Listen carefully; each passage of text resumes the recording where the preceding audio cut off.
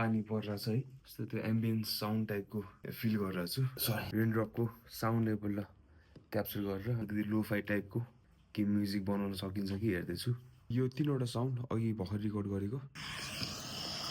यसमा रिभर्बहरू अलिकति थपेर गिटारको 2वटा पार्ट राखेर एक्सपोर्ट गर्छु हेरौँ कस्तो सुनिन्छ